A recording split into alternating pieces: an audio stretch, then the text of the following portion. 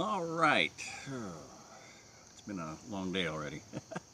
This is Jerry Diamond with How to Get Out of Babylon. And Tabernacles is here. And I've said before that many times since 1993 or so that, guess what? Tabernacles comes in the fall. And a lot of times it's chilly. And we're commanded 3 times in Torah, look them up, in Leviticus, in Numbers, and in Deuteronomy. Leviticus 23 is the one main passage. Might be Exodus. Leviticus, Exodus, Deuteronomy, yeah. Anyway, there's a lot of directives in Torah to observe these feast days.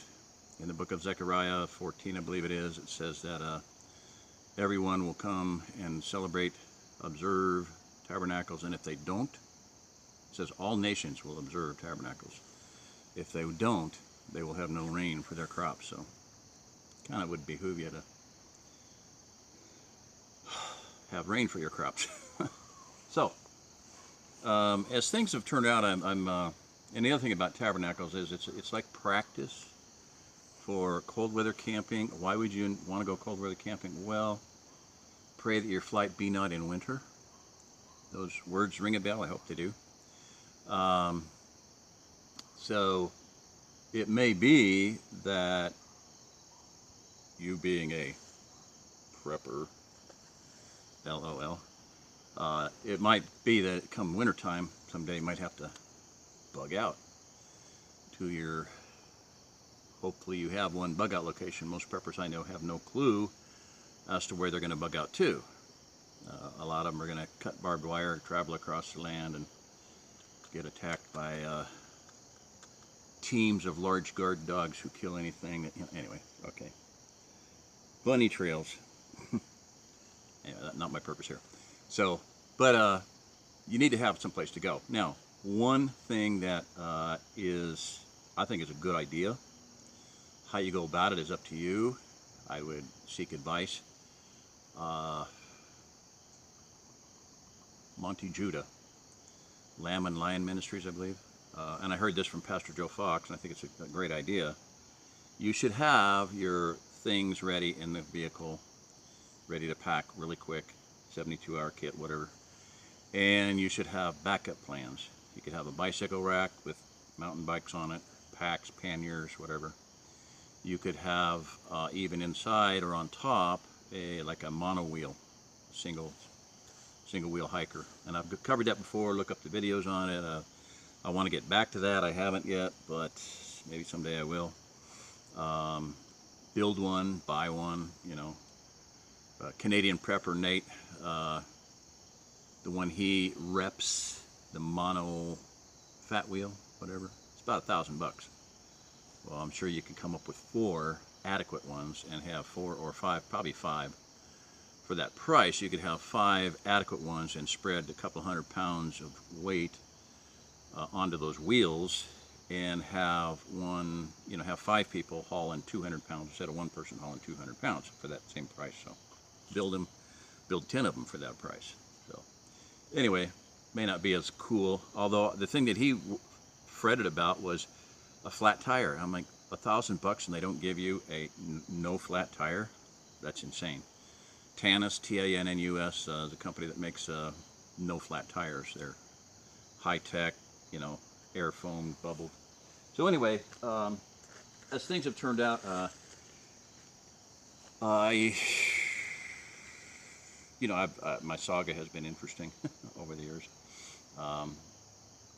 So I've spent some time homeless. I've been spending, a guy came out in Colorado, Brother Rock, and because we were going to go camping, we stripped the van out, stripped the seats out, I put a cot in there, and I can load things under the cot, over the cot, and I've been sleeping on the cot for years. I would highly recommend that you look at and get, and I'd like to see this be done as a cooperative research project.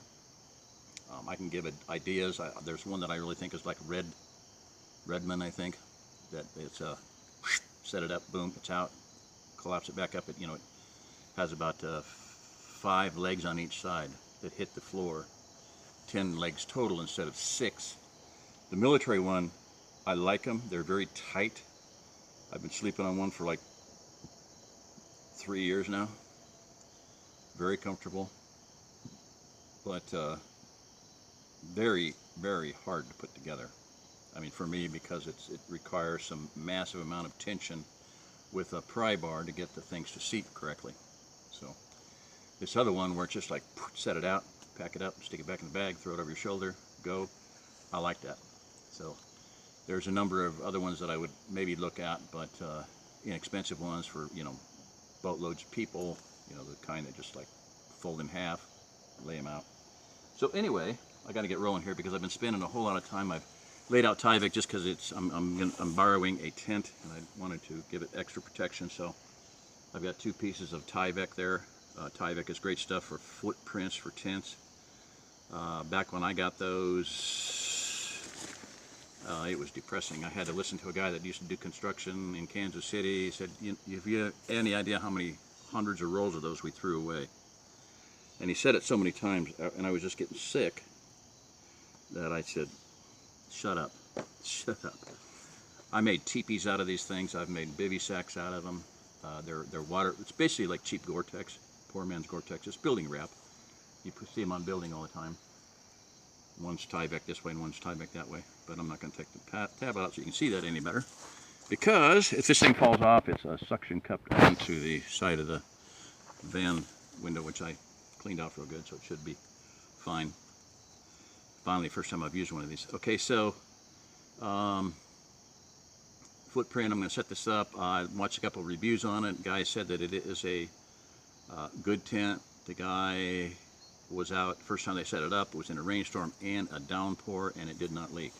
Except they had one of the doors not quite sealed shut, so it's, you know, it's got a angled, you know, it comes out at an angle, and one of the doors was like that, and it wasn't quite sealed shut, so some water dripped in. He says that was our fault. Has 2 doors, the other one was fine. So what it is a, I think it's a 16-foot Tahoe gear.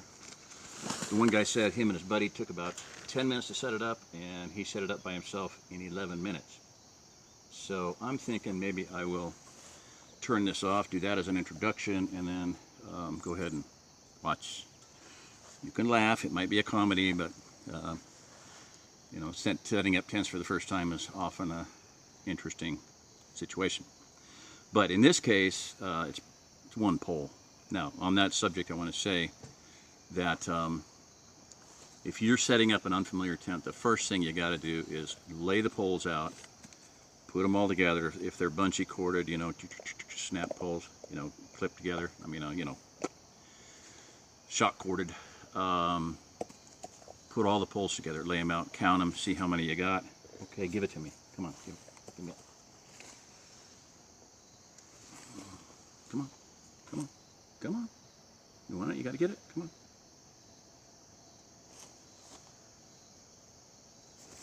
All right, buddy. Lay them out and then figure out, you know, that'll help you a lot. And that I've seen that. It's come into play a lot of times. Used tent, something, bought them at a pawn shop, bought them at a thrift store. Take it home, lay it out, put the poles together, figure out, and I had one where it had 5 poles. It was a Edmund Hillary tent. Pretty nice tent. Bought it for someone that I felt needed it. So anyway, all right, I'm going to turn this one off and I'll just load it and then call it good. Do another one. All right, this is Jerry Diamond. If you're listening to this, you are the remnant. And let me say this too. I don't say this anywhere near often enough. Please like, share, and subscribe. If you like my videos, if you like what I'm doing, please do that. Share, that helps. Hit the like button. That helps a lot. And subscribe if you haven't, if you want to keep up with things. So this is going to be a situation where I'm going to do tabernacles. I mean, tonight is going to be the first night for me, and if anybody wants to come on out and visit, we'll have a campfire going, and I'll show you that a little bit later. I got a tire tractor wheel. They're great fire rings. There's a campground near here that had like 30 of them out. Every single cabin, every single campsite had their own tractor wheel. So And I'm going to combine a little bit of trash burning. So, anyway, that's about it. Like, share, and subscribe. And I still don't have Patreon going. Maybe someday Patreon, whatever you want to call it. I'd like to have a little bit of help doing this. I'd like to get some help on the cot thing. Call me, write me, email me, dmnds2001 at yahoo.com. Delta Mike November Delta Sierra 2001 at yahoo.com. DMNDS, diamonds without the vowels, like it's Hebrew, okay? And diamond in Hebrew, shamir, is an awesome word. All right, that's what I'm doing. All right, hallelujah. See ya. Bye-bye.